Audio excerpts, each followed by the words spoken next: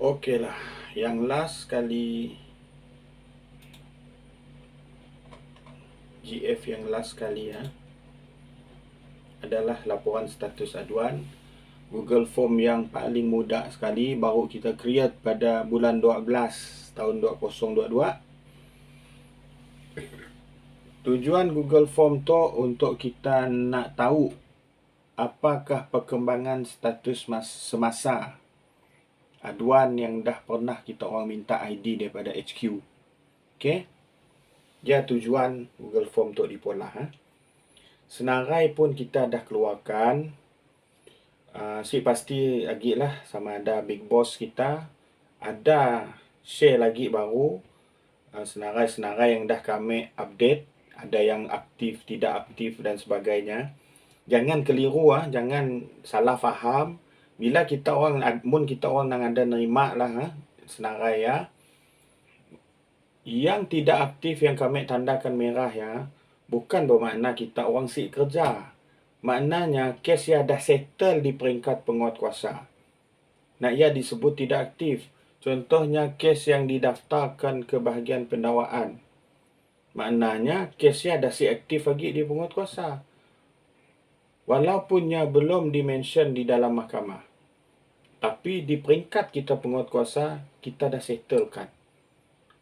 Ataupun kes tutup, ditulis tidak aktif juga. Yang pun status bukan bermakna kita orang si kerja. Bermakna kita orang dah nyetel aduan di peringkat kita penguatkuasa. Mana yang berstatus aktif, mungkin kita orang dapat rujuk senarai kita orang masing-masing. Mana yang berstatus aktif maknanya kes masih lagi dalam proses penguatkuasaan. Dan untuk senarai yang masih kosong, saya ada tulis apa-apa. Maknanya ia adalah senarai yang harus kita orang maklumkan, laporkan statusnya. Yang kosong-kosong ialah yang kita perlukan untuk laporan. Untuk kita orang laporkan status apa kedudukan terkini aduan-aduannya.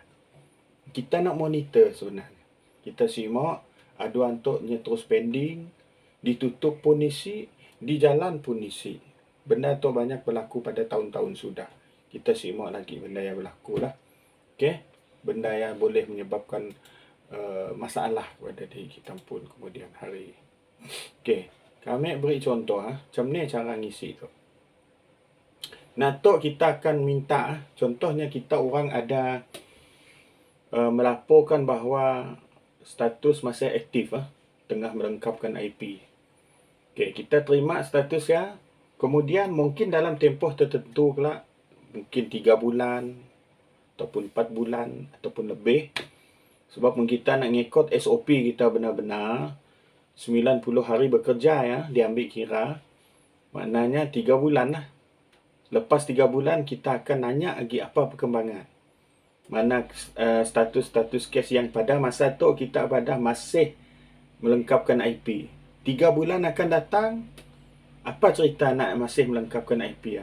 Adakah masih lagi melengkapkan IP ataupun dah tutup ataupun dah didaftar ke pendakwaan?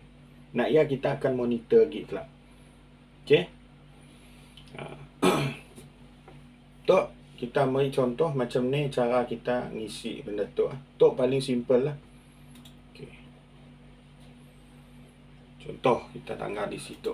Nama kita tulislah. Nama, alamat email.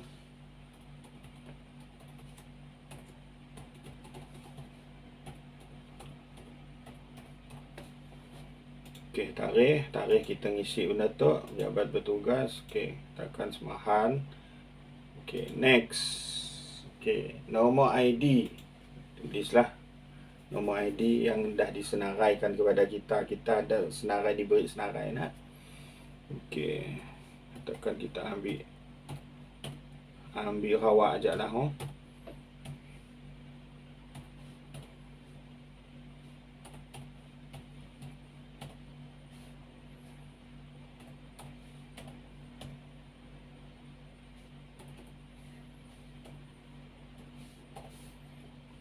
ambil awak aja.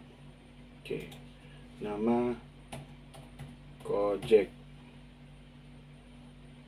Section kesalahan 24 OKJS 2001. Okey, apa kategorinya? 54. Klik situ. Next. Apa yang pun status semasa? Katakan masih dalam proses penguatkuasaan, klik masih dalam proses penguatkuasaan. Kita akan diimbak ke situ. Okey, bila kita orang langgar yang segi empat tu, bukan bermaksud kita kena tanda pada tempat terakhir, tindakan terakhir kita orang sih. Maksud situ, apa aja tindakan yang dah kita orang buat ke atas kes ya, klikkannya. Sebab tu boleh klik lebih daripada satu. Dah tulis itu di atas tu. Boleh pilih lebih daripada satu. Okey. Kes haluat. Katakan biasalah kita penguatkuasa tu mesti ada arahan awal. Okey, maknanya ada arahan awal. Klik. Risikan dah bola belum? Dah. Klik risikan. Dah ada pemeriksaan sebuan? Dah. Klik. Dah ditangkap? Okay. Klik. Apa proses semasa kita orang buat lah. Tengah melengkapkan IP. Klik. Okey. Bila dah klik tu, okey, ulasan laporan tu seboleh-bolehnya kita jangan terlalu simple lah, detail sikit. Contoh antara yang baik yang pernah kami tangga dan yang mula ulasan macam tu. Diberinya arahan awal telah diterima pada sekian-sekian hari bulan. Kemudian risikan telah dilakukan sebanyak 5 kali. Diberinya tarikh nombor 1 bila, nombor 2 bila, 3 bila, 4 bila, 5 bila. Lepas ya, setelah 5 kali risikan didapati maklumat yang mencukupi telah berjaya dikumpul dan bersedia untuk diperiksa ataupun disobu. Sekian-sekian hari bulan di padanya pemeriksaan dan sobuan telah dilakukan dan telah menangkap YDS. Contoh, pada masa ini kes masih dalam proses melengkapkan IP. Macam lah lebih kurang. Jadinya lebih lengkap macam ya. Supaya kita tahu tarikh-tarikhnya apa yang dah semua. Okey. Kita padam balik dah. Katakanlah kes yang tadi yang pun proses. Pertama, kita dah nerima arahan awal. Okey, tanda. Yang kedua, risikan dah dipolah, risik. Yang ketiga, pemeriksaan ataupun sebuan udah dipolah. Tapi saya ada tangkapan sebab waktu pemeriksaan, waktu sebuannya OKT laki saya ada, perempuan dia ada. Maka tangkapan belum dilakukan. Jangan klik pada tangkapan. Jangan klik pada melengkapkan IP. Pasal terus pola laporan. Okey, terus pola laporan. Ya, untuk kes haluat macam ni dengan kes cerai luar mahkamah. Okey, bila kes cerai luar mahkamah pun sama. Klik arahan awal. Ada risikan si kes cerai? Si ada. Biar. Pemeriksaan sebuan ada si untuk kes cerai? Si ada. Tanda kosong, boleh diklik. Ada tangkapan si untuk kes cerai? Si ada, si boleh diklik. Dan waktu tu kita tengah melengkapkan IP. Okey, klik situ. Jadi kami tahu bahawa kes ya kita orang dah melalui 2 proses tu. Okey, faham? Okey, sama juga dengan mun proses saman dengan waran. Risikan saya ada, sebuan saya ada, tangkapan saya ada, lengkap IP saya ada. Tanda aja tempat yang berkaitan. Okey. Yang mudah macam ni lah. Okey, mudah macam ni. Lepas ya, lampirkan apa-apa lampiran yang berkaitan. Next. Submit ya. Mudah kan? Mudah aja untuk laporan status aduan. Okey, kita back untuk yang masih dalam proses.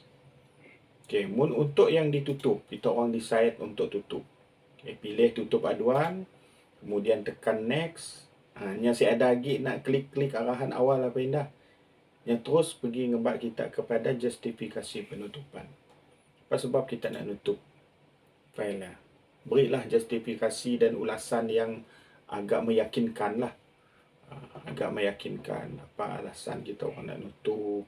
Dah 100 kali kami orang mula risikan. Last setelah 3 bulan risikan dibuat, ternyata rumah yang dah kosong, saya dah lagi dihuni oleh orang. Mohon ditutup file case. Ulasan dah yang lebih yang bernas lah, supaya bos bersetuju untuk tutup file tu. Lepas ya, jangan lupa lampaikanlah sekali borang JAIS KPPA 33. Apabila kita nak nutup file case, mesti ngisi borang JAIS KPPA 33. Okey. Isi kita orang, mun kita orang pandai nak ianya ke dalam PDF, ubahkan download dalam PDF dan attach sekali lah dalam kita pun Google Form tu. Lepas yang next, submit je lah. Okey. Ni semudah macam ya lah untuk laporan status tu. Okey, last kali kami nak tambahan sedikit dalam bab mohon ID tu tadi Okey, tu laporan maklumat dan aduan. Terlupa kami tadi untuk kes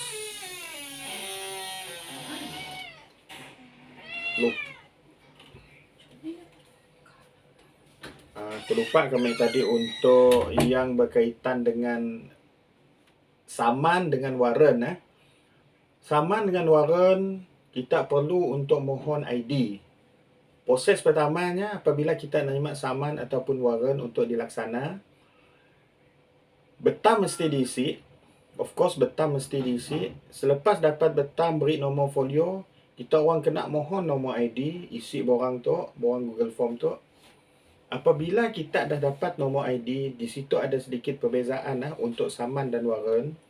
Apabila kita dah dapat nombor ID daripada HQ, kita terus rekodkan ke dalam BMKS. Si payah kita orang isi borang 5, okey? Borang 5 si perlu diisi untuk saman dan waran. Dapat je ID, terus rekodkan ke dalam buku BMKS. Ya je. Lepas ya kita orang laksanakanlah saman dan warannya. Ya tambahan lah yang terakhir. Jadi kami harap semua yang kami terangkan tu tadi dapat membantu kita orang. Mun ada apa-apa masalah, boleh hubungi kami lagi. Okey, Assalamualaikum warahmatullahi wabarakatuh.